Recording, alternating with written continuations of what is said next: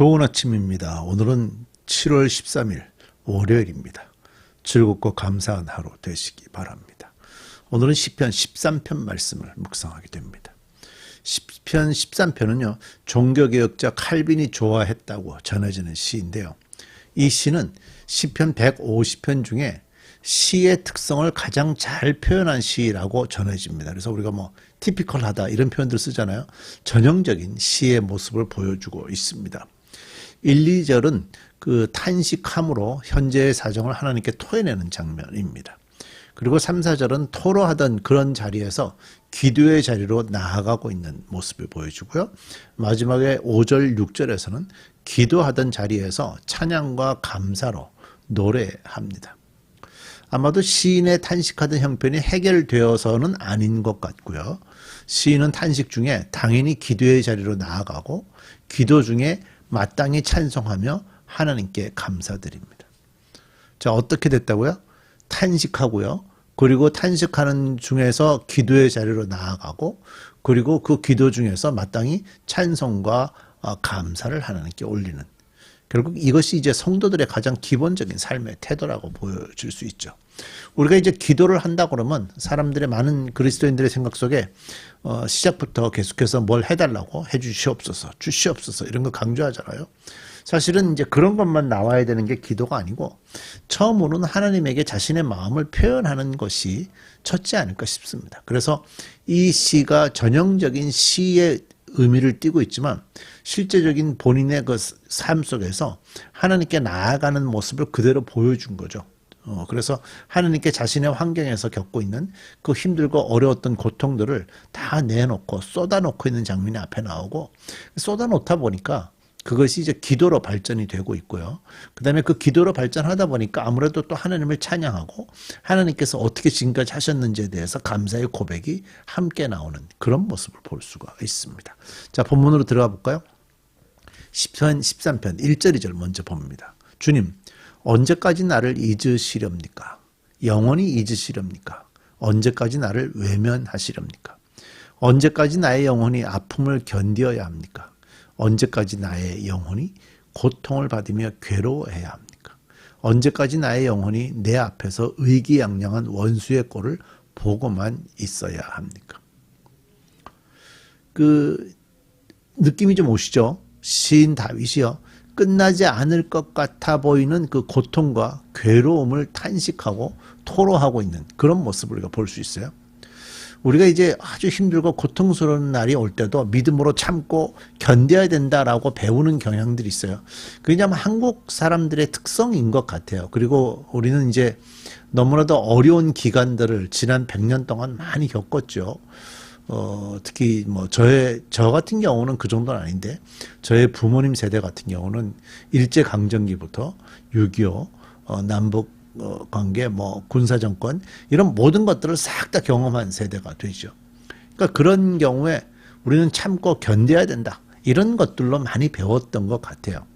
그렇지만 사실은 성경적으로 볼 때도 그렇지 않아요. 욥기에 나오는 욥도요.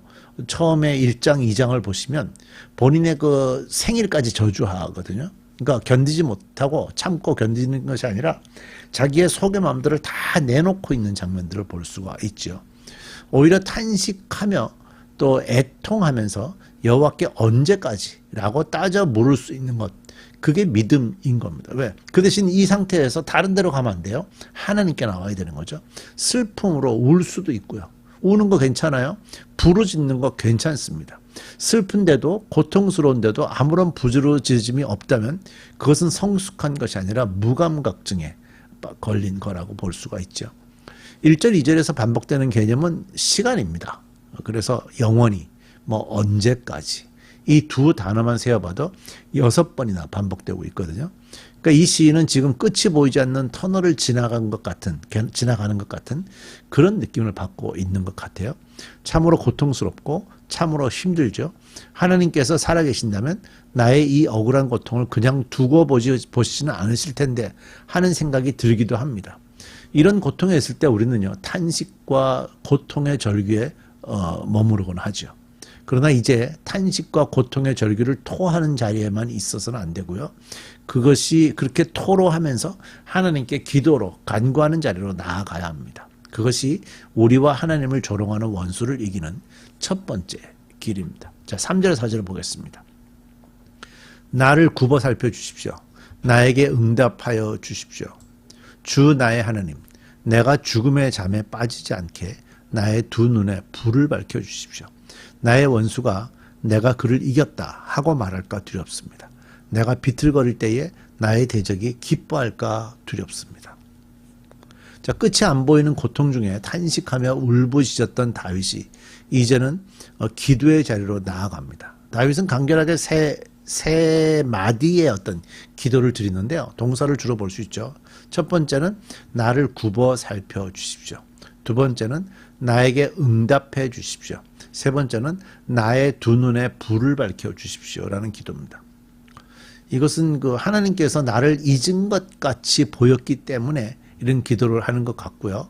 또 하나님께서 나의 고통을 토로하지만 하나님께서 전혀 들어주시지 않는 것 같은 그런 느낌을 받았기 때문이었을 거고요.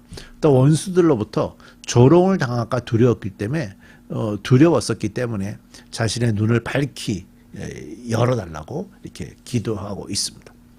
하나님은 당신의 자녀들이 고통 중에 있고 부르짖음 중에 있을 때 반드시 들으시고 또 그런 상황을 아시고 또 찾아오시는 분이십니다. 우리가 이제 어제죠. 어제 주일 말씀 이렇게 보시면 중간에 제가 야훼가 어떤 의미인지를 말씀드렸는데 거기에 이런 내용들 나오죠. 아무리 기다려도 말씀하시지 않으시는 분 같아 보이지만 하나님은 다 듣고 계시고 다 보고 계십니다. 우리의 작은 신음도 다 들으시는 분이십니다.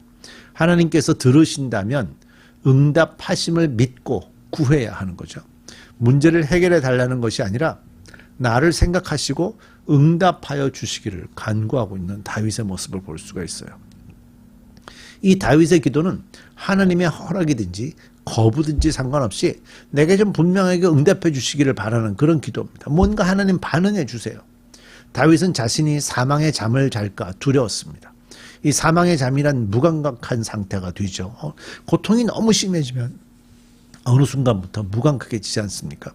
우리는 하나님의 음성에 민감해야 됩니다.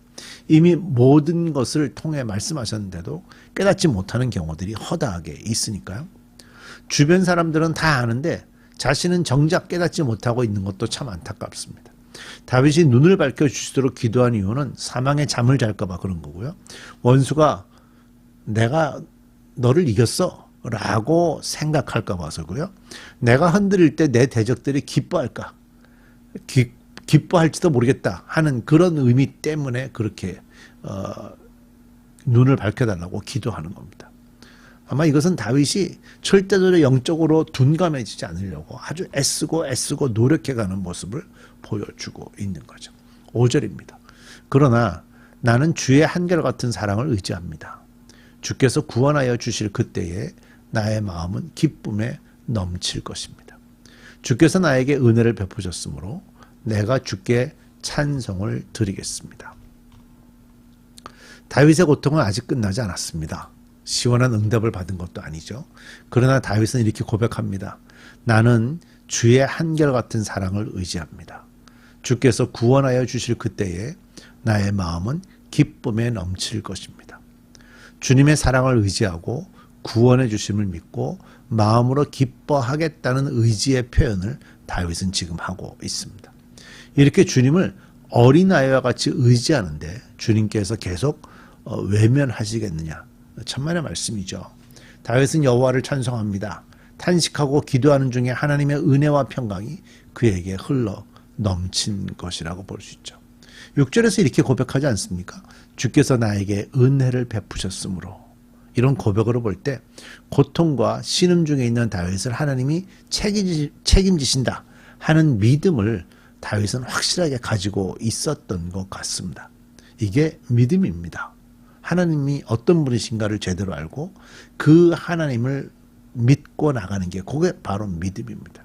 하나님은 우리를 책임지시는 분이십니다. 어제 말씀이나 지난주 말씀이나 최근에 이제 주일날 두세 번의 말씀이 오로지 하나님에 대해서만 말씀이 전해지고 있거든요. 이런 말씀들 좀 들으시면서 하나님이 어떤 분이신지, 야훼 하나님은 어떤 분이신지 여러분들이 묵상하면서 이 다윗의 고백과 함께 말씀으로 나아가실 수 있기를 바랍니다. 우리 기도하겠습니다.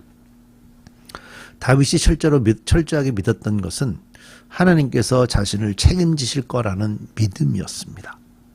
하나님, 우리도 이런 믿음을 갖게 하시고 내가 너무 힘들고 고통 중에 있기 때문에 하나님께서 응답하시지 않는 것 같은 상황 속에서도 하나님은 보시고 아시고 이제 일을 하실 거라는 그런 믿음을 갖게 하셔서 우리가 세상의 어떤 일들 속에서도 하나님을 향한 믿음으로 살아가는 저희들 되게 해 주옵소서.